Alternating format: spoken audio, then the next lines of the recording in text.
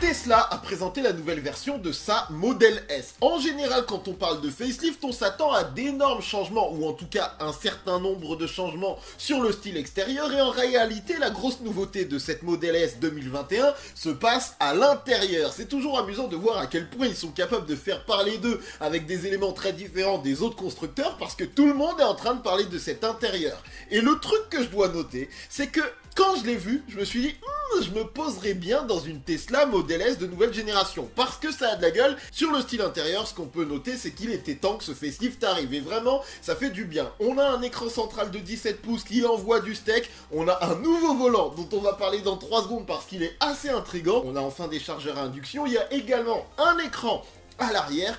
Et du coup, quand j'ai vu l'écran à l'arrière, je me suis dit, mais attends, mais du coup, comment on l'utilise? Parce que c'est pas très pratique de se pencher. Mais en réalité, il est surtout là pour le multimédia, peut-être gérer un petit peu la clim. Et aussi, grâce à des manettes sans fil, tu vas pouvoir profiter de la puissance de calcul assez ouf, parce qu'on est sur l'équivalent d'une PX5 ou d'une Xbox X.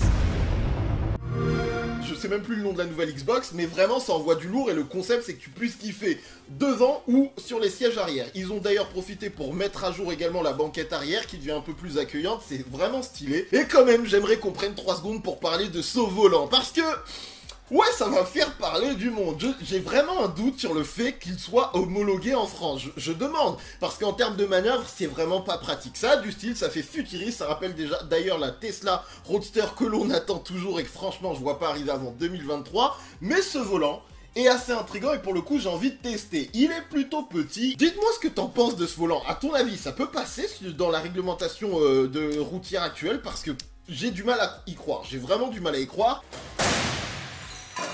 Mais ça apporte un petit style en plus et vraiment ça fait assez entre guillemets moderne, presque futuriste avec ces petites touches de bois, cette intégration d'écran flottante. On est sur un niveau un poil plus haut que la Model 3 je trouve, et que c'est une bonne manière de procéder de la part de Tesla.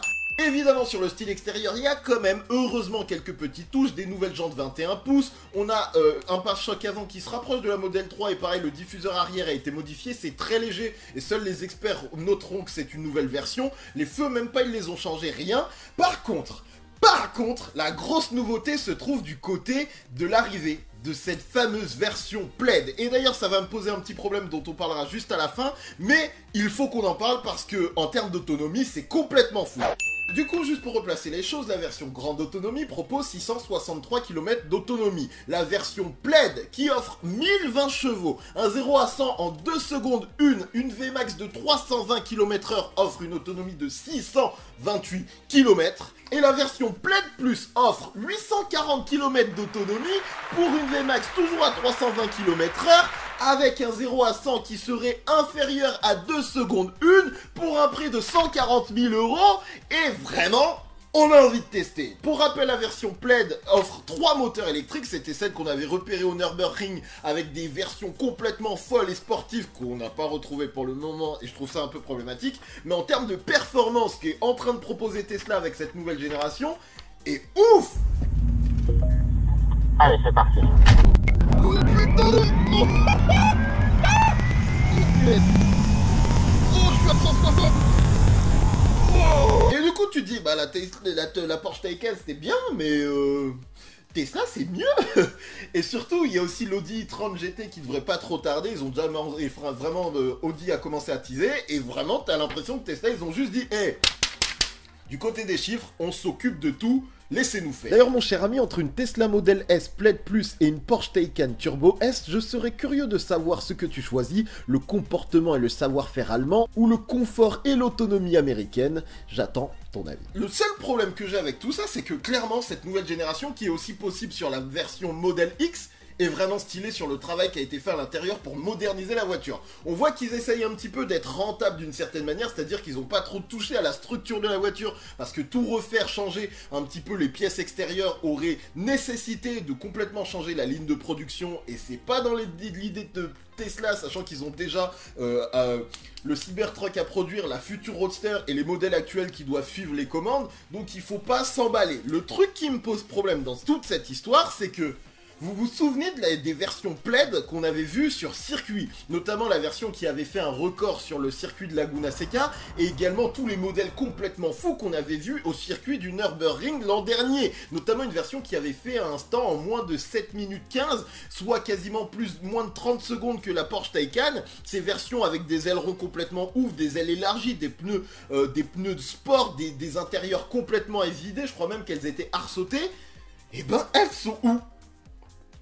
Parce que du coup, là, quand tu vois la Model S comme ça, quand tu vois la présentation sur le site de Tesla, à aucun moment ils parlent d'une sportivité complètement accrue. Alors je me doute bien que la version Plaid Plus, de ce qu'ils disent, aura des modifications spécifiques à la voiture, parce que 1020 chevaux, à mon avis, faut pas la mettre dans les mains de n'importe qui. Mais du coup, la question qui se pose, c'est... où sont les versions sportives? Et est-ce que Tesla n'a pas juste un petit peu profité de la hype autour des véhicules électriques et notamment autour de la Porsche Taycan pour se dire on va faire du bruit en envoyant quelques protos qui veulent pas dire grand chose au Nürburgring, à Laguna Seca, juste pour le principe de faire parler les gens, parce que dès que c'est Tesla qui fait quelque chose comme un volant ou un nouvel intérieur, tout le monde en parle. Et du coup, c'est un petit peu décevant d'une certaine manière, parce que quand tu vois les versions qu'on voyait sur circuit et les temps qui étaient annoncés, bah évidemment on se demandait mais est-ce qu'ils vont en faire quelque chose? Et visiblement, en tout cas, à l'heure d'aujourd'hui, janvier 2021, c'était du vent. On peut dire que c'était du vent. On verra, mais j'ai un peu l'impression que c'était pour faire du bruit, et pas plus que ça, quelques tests et faire parler. Et pas plus. Et c'est un petit peu dommage, mais clairement, quand je vois l'intérieur de cette nouvelle Tesla Model S, j'ai envie de me poser dedans. Parce que, mesdames et messieurs, nous sommes en 2021, et je n'ai toujours pas posé mon popotin dans une Tesla. Je crois vraiment ne m'être jamais assis dans une Tesla. J'avais discuté avec eux pour avoir une Model S, ça collait pas en termes d'agenda, mais maintenant j'ai même pas envie d'essayer la Model S actuelle, je vais essayer celle-là.